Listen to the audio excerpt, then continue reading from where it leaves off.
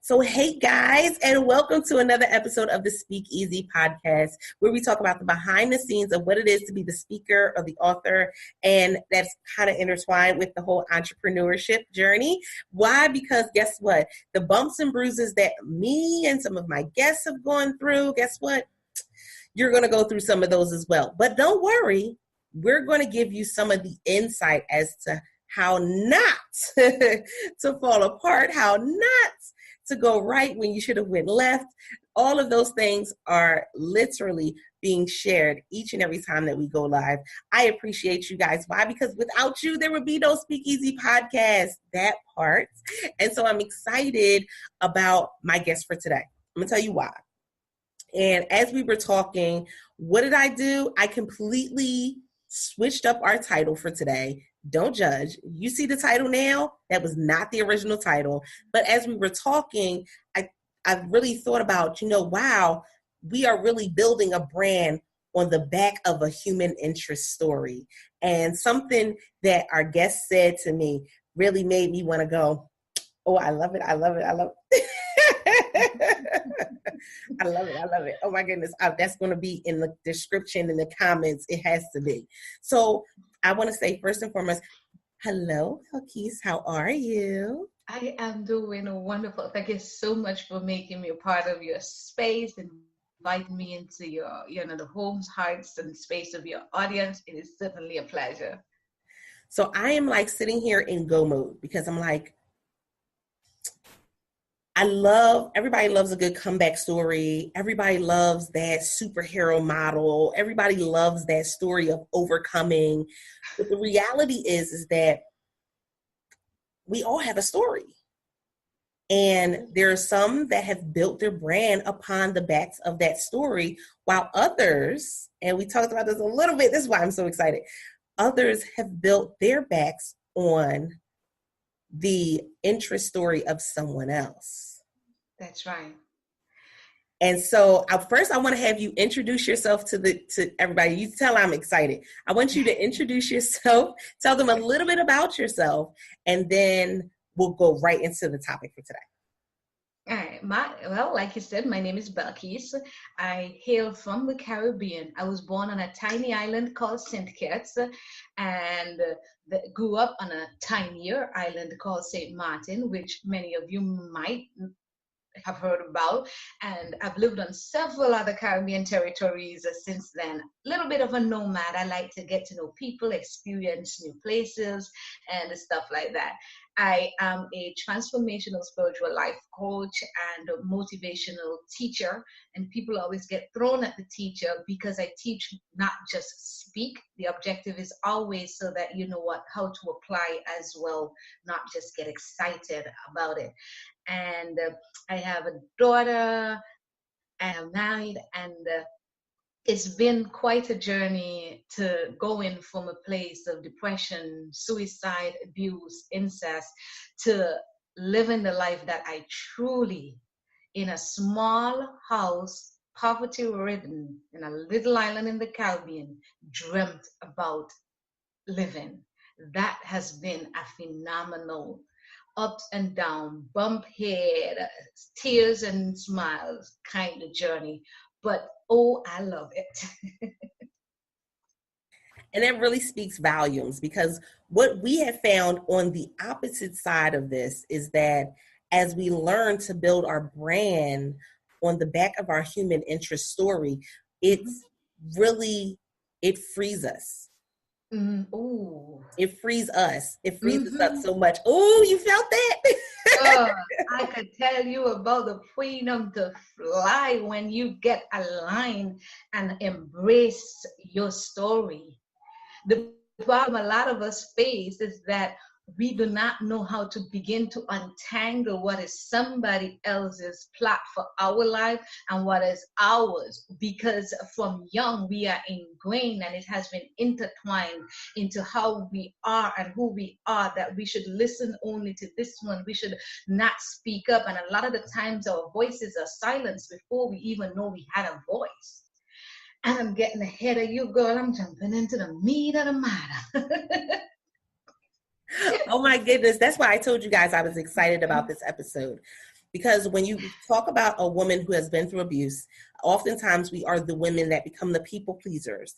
We are the ones that are behind the scenes. We are the ones that push everybody else's dream, but we don't necessarily push our own. We don't even invest in our own or believe in our own dreams.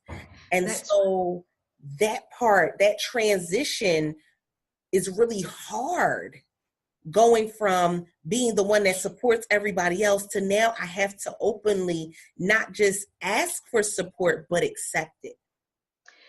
When you think about it, the experiences, the trauma we go through, it has already signaled to us. It literally reshapes the way that our brain thinks, and therefore the way that we process information. So if someone was abused in childhood, teenage years, even as adulthood, what you have is a restructuring happening. And the thing is, it's not just a restructuring on the conscious level, it is a restructuring on the subconscious level.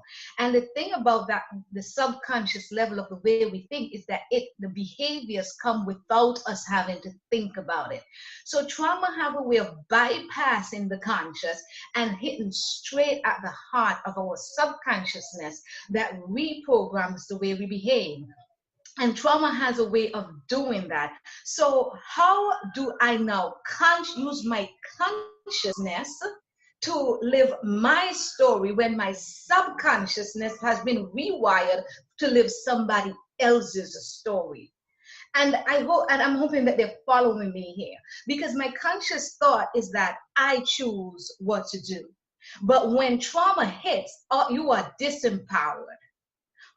You lose a significant part of yourself to the power of someone else. So, and it's not a conscious thought that you had anything to do with. You didn't choose this.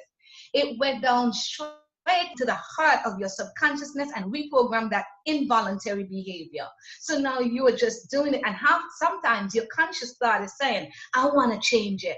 I want to not be like this. You're longing and yearning for something else, but it gets into the seat of your belief, the seat of your self-value, the seat of your purpose. When that subconsciousness is rewired, purpose is shifted, value concepts are shifted, your truth ideologies are shifted. And so you are left, yes, pleasing. So how now? It is when you tell an individual, use your conscious mind to make decisions for themselves, when all along the subconscious is battling right back to make decisions for others. It's fighting yourself, and that's the toughest battle you can fight. And we see so many who are fighting that battle on a consistent basis. That's right. And this is the part that hurts me the most, is that most fight it in silence. And that, oh my goodness, let's talk about the stories that are being just shoved to the side. I'm not just talking about the pain and the trauma, because a lot of the times when people come to me, they go like, I don't just want to rehash the trauma. As a matter of fact, they'd rather not rehash the trauma. The truth of the story is, you've got to face your story. You've got to know your source. If I don't know where a leak in my house is coming from, how do I staunch it? So I can't just say, let me mop the water up and then slap some paint on or polish the floor. I have got to revisit the source of the leak, not just so I could sit and wallow in it, but I could learn, what is it that this did to me, and how can I be empowered by it? In other words, you're learning how to turn your trauma into your triumph. You don't revisit for a self-pity. You don't revisit to be broken again. You revisit it so that you will rise and learn how to rise. We want to rise without the knowledge. If war, when a country is going to war, you know what they do? They want to know everything there is to know about that battle they're going into. And that includes, if we fought them before, what did we learn when they defeated us? Or what did we learn in triumph? And what have they been doing differently? So when you revisit the site of your brokenness, when you revisit the site of your pain and your hurt and your trauma, when you go back to the source of the stories that have fed the way that you have lived your life, it helps you to, one, determine what is truly you, what are your strengths, and determine what was fed to you and what you can discard, and then how you can use that for your subconscious rewiring, so that you can then step into what is truly truth, purpose, and know your value. Because the trauma and pain that you have been through, the story you have been fed, did not create your innate value, and it cannot destroy it. And that is something. So when we sit in silence, what we do is we give the power of what have taken our power to keep taking it. We keep giving it away, giving it away. And in the meantime, we put on our facades and we act right. But the thing about people who are abusing people, you can't act right enough to make them stop. There is nothing that you can do. And every time you stay silent, you are given to them that essence that is you. And every time it is beaten down, you are cementing that conditioning that they are trying to implement, which is to take your voice. And if I may say one other thing, our voices are taken. And I'm not just talking females, I'm talking men and women. Our voices are being silenced by our leaders, by our politics. Our voices are being silenced when we are battered into it, both men and women. When we are sexed into it, that is rape and sexual abuse and incest. And our voices are constantly snuffed out. And for every time you tell a child, shut up, when they try to tell you something, you are silencing their voice. And they no longer know how to speak up anymore. And so silence is what empowers someone else with the power you ought to have. That spoke volumes. Mic throw. Forget mic drop. Just throw the mic. Just throw the mic. Because it is the so truth. many, that has been the struggle. That has been the pain that they have dealt with. And now that we're talking about building a brand, they think that I can build a brand without utilizing my story. And the reality is there is never, ever going to be a time where you can build your brand without having your story as a part of it, simply because, guess what? We can't shut us off. No, we can't. You are a part of your brand.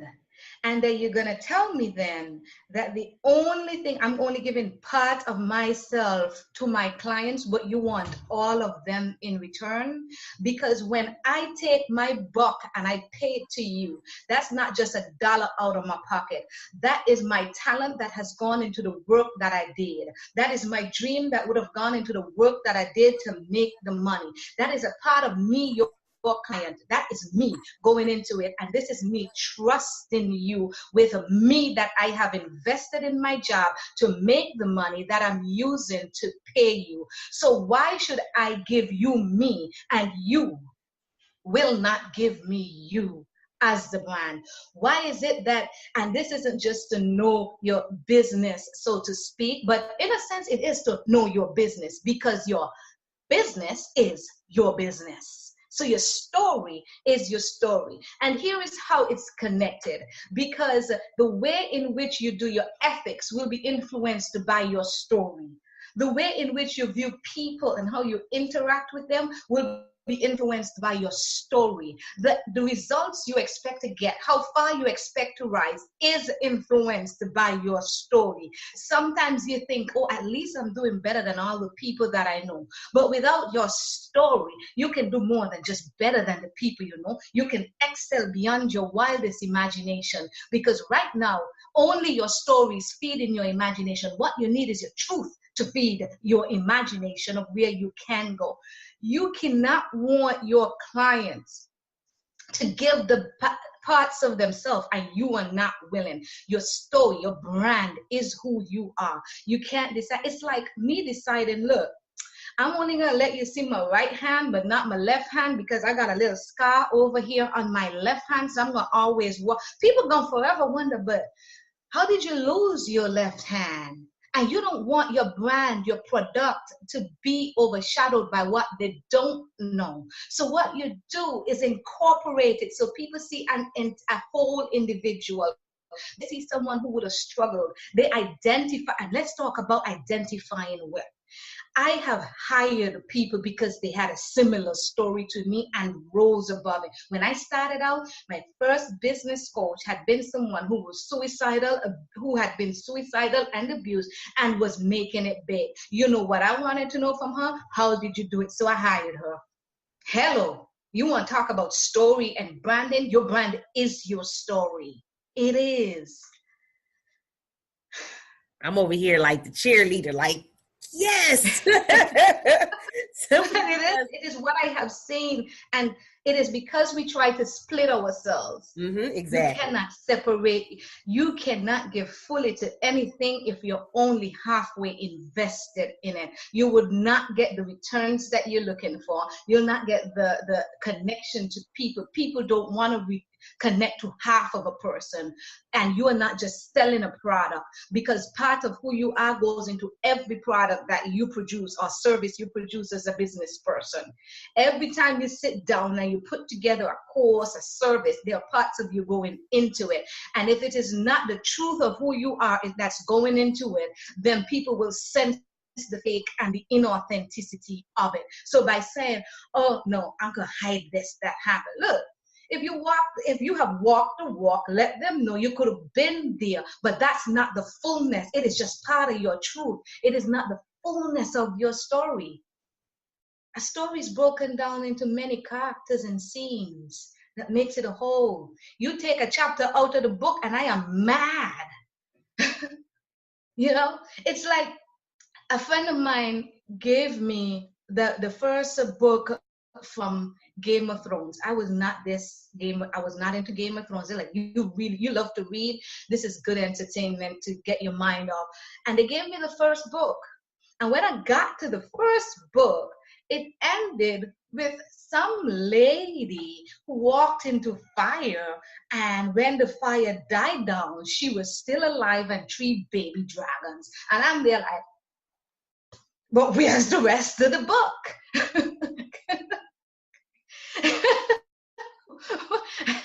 You understand what I'm saying? They built their brand, and that story is intertwined. So your brand and your story, you do not want your clients walking away wondering, what is his real deal? What is her real deal? What's going on beneath the surface?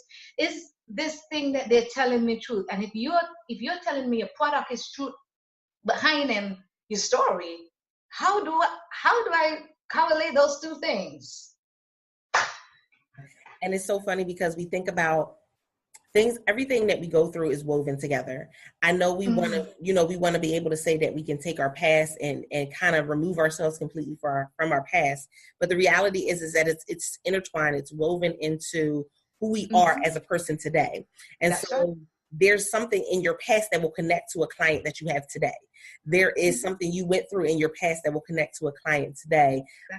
There's parts of your past that as you put them into your story, because everybody's talking about storytelling and brand stories. Well, the reality is that that's what sells, is the story. People want to hear, the the superhero, the Wonder Woman.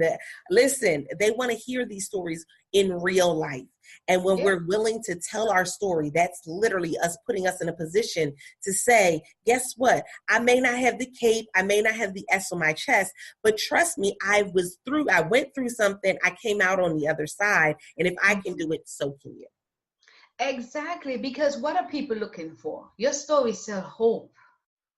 And hope is the essence that drives dreams, that gets people motivated, that gets them moving, that gets them from here to where you need them to go. Your story gives them the hope that they need, and they don't need to see a perfect person up there who they cannot relate to. They need to know that the person who have taken some knocks on their head let me tell you something, I've been so broke. I remember being so broke in my life that I was walking on the road with my head down, hoping to Jesus that I could find $5.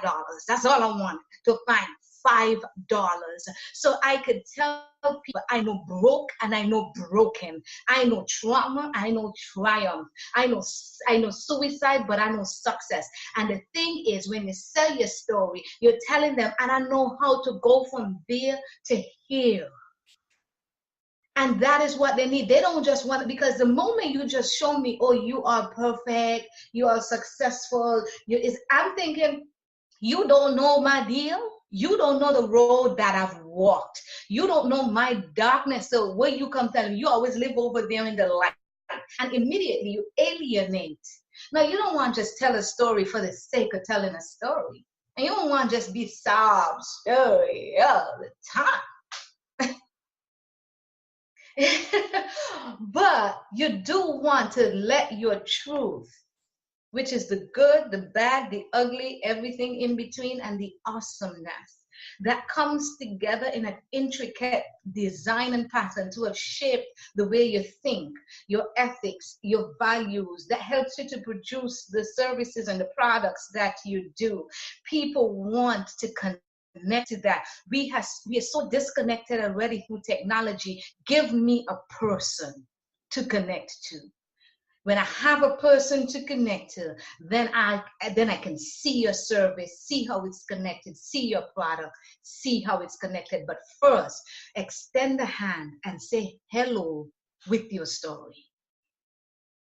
That speaks volumes. And so one of the things that I always ask anybody who comes onto the platform is, in this journey, this is the real. This is bumps and bruises. This is sometimes we're the first people in our generation, or in our neighborhood, in our community, in our family, that are setting this path down, one that has never been down before, because a lot of times when you're deciding that you're going to share your story, we have this mindset of, what happens in this house stays in this house. So with that being said, in starting this journey, has there been any part of the journey that has really gotten to a point where you really question, am I on the right path?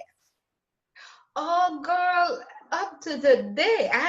Some days you can have success one day, and then an hour later you're eating ice cream and like, what am I doing? Oh, give this. Yeah, I mean, yeah, that is the reality of it. And I'm gonna share something. You talk about my story it's a sensitive nature, and one of the things I remember, and bless my mom. My mom has been on this journey with me. But I remember in the early stages, she asked the obvious questions. What would this person think? How would this person feel if they hear this? And all that kind of thing. I also had people who go like, I hope you're not just making that up just so you could sell a book.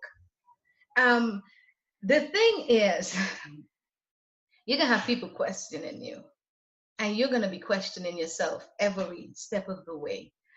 But one of the things I learned to do is stop amidst all the voices, amidst all of what everybody expected of me, amidst my fear that they may be right, that maybe I should not say this. I have learned to stop and hear myself, hear my dreams. What is it when outside of my mom, outside of what my neighbors might say, my family might say, what everybody might say, what is it that I don't want to die not knowing that I did not try? What is it? And for me, it always come back to, I want to tell trauma victims, and I want to tell the successful entrepreneur who who got slain in every area, but can't get her relationships together because of past trauma. I want to tell the world there is hope. I want to show people what is possible when you dream. I want to let them know that the experiences and the hurts that you've been through, the actions of other people do not get the final say in where you end up. I want people to harness their innate purpose and value and transform it into power that will reverberate across their environment. That became my mission. So when the fear sets in, the doubt, when I put a product out there that does not work, and then maybe later one works and it's a seesaw, I remind myself of a greater vision of why I tell my story. And went to the person who abused me. I told him, I'm going to be telling my story just so that you know. And I did that not because I owed him anything. I did that because it's who I am. I am about the preservation of the individual. I'm not here to beat a broken, depressed person down anymore. So though he would have hurt me, I am letting you know that if it ever comes up, be prepared for the backlash, because these are the consequences of your actions. But I'm going ahead because my dream was not, it may have been derailed, but it did not stop with abuse. And I was able to pull that back. So these are the things we need to tell ourselves, and we need to remember what is our biggest picture. Sometimes it's sad that we need more money. Coming out of poverty, I could tell you that, yeah, I needed more money. Hello. But my vision, when money was not my purpose, because what money wasn't wired into my DNA. My desire to see life transform is wired into my DNA, into the breath that I breathe, into everything that I do, that each individual know their legacy is different, but it deserves to be lived for others to emulate. Because when each of us pour out our positive, our stories into the environment, what it does is it gives the next generation something to build upon. So yes, I've been there many times where I want to quit, where I didn't want to say certain things, where I just was like shirking back and still wondering, how would it be perceived?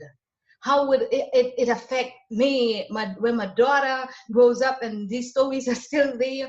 What? And then I remember my greatest why. Money was not big enough to keep me going. Maybe for some people it is, but not for me. I desired transformation in the lives of others. I want to be a knock-on effect onto others, so that when we stand strong as humanity. I'm sitting here all smiles, like, oh my goodness, that is ultimately what we want people to understand each and every time they tune into an episode of the Speak Easy podcast, because, you know, we never want you to think this is going to be simple. We never want you to think that there's not going to be any heartache. There's not going to be any time where things kind of just go way off the rails.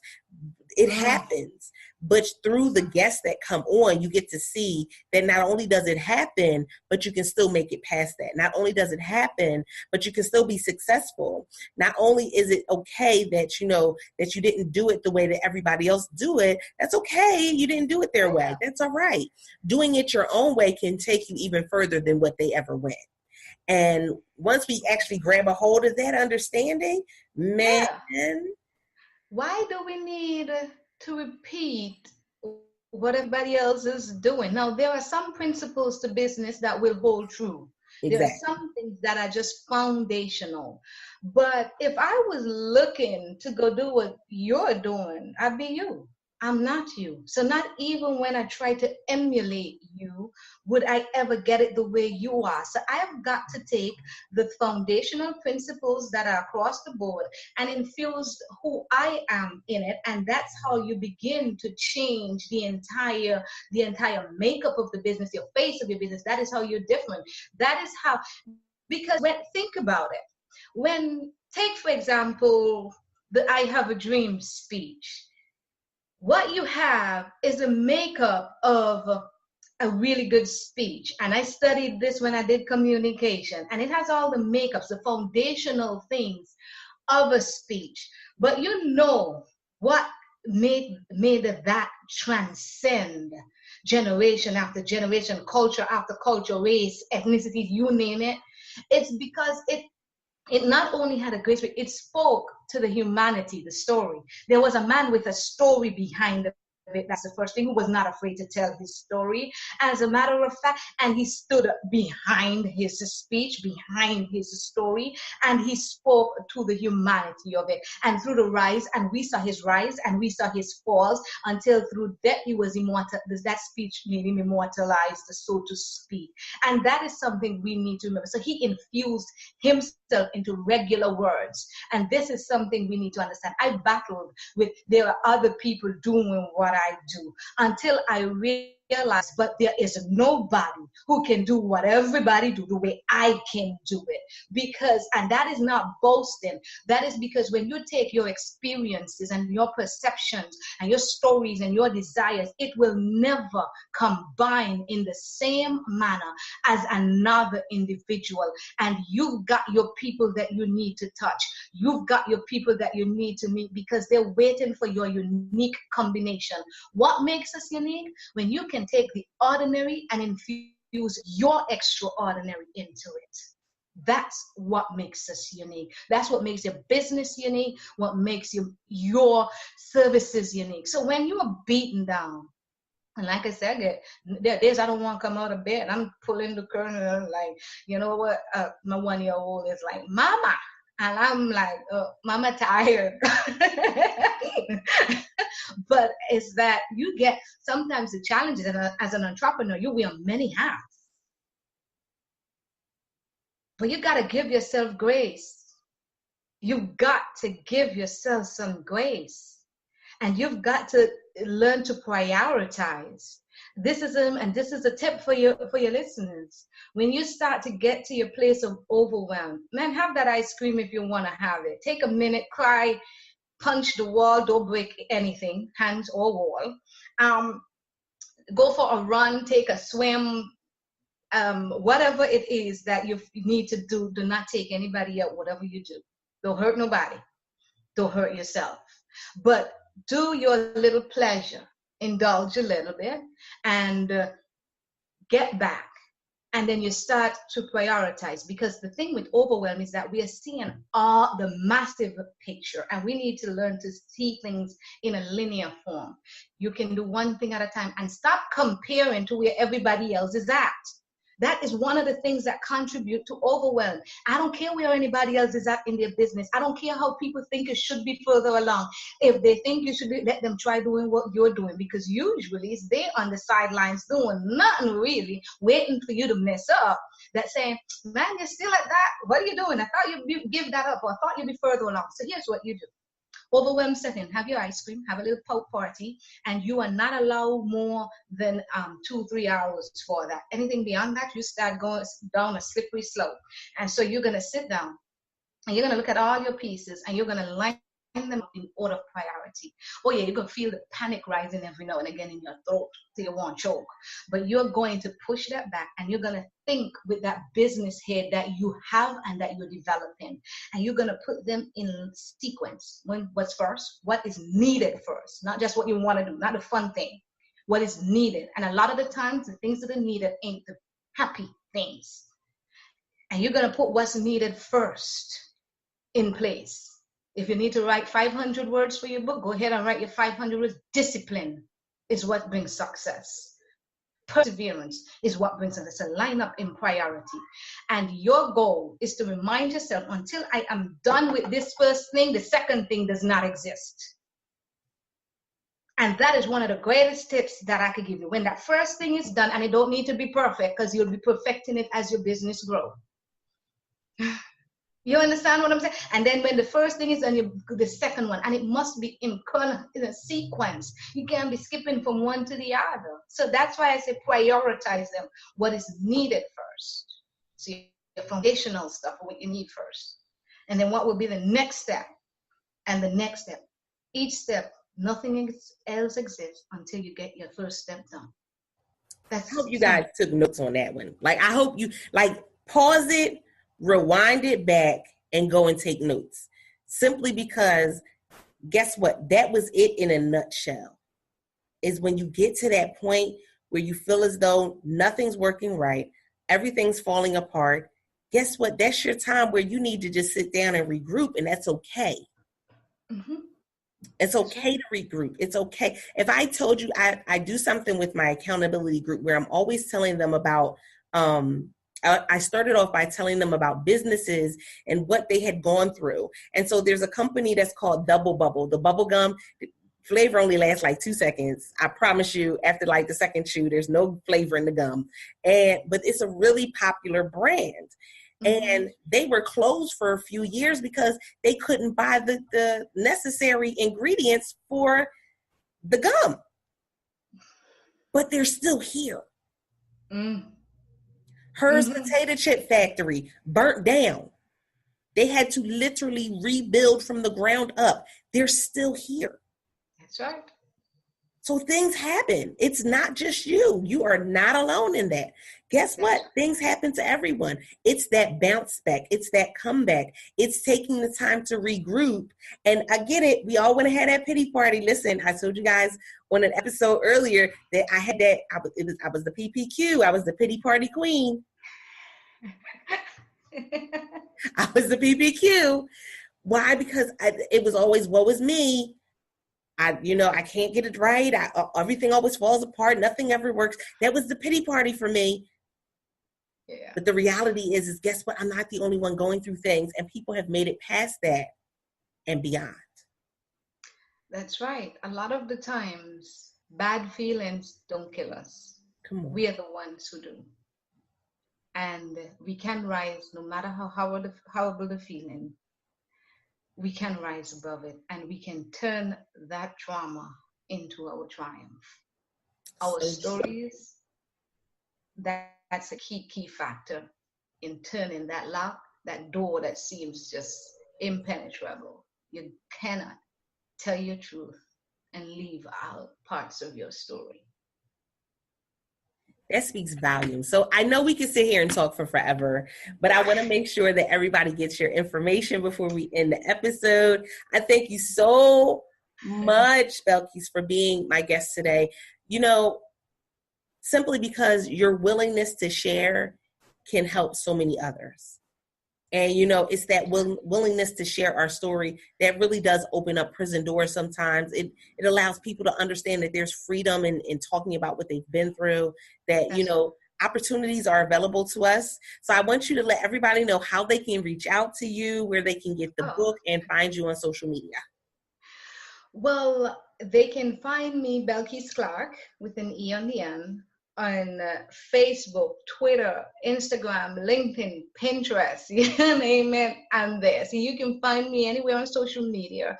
You can also go to my website, www.belkisclarke.com, and there's contact me there. The information on the book you can find. You just reach out, and I make myself available to return calls. So definitely they can find me all across social media and on my website.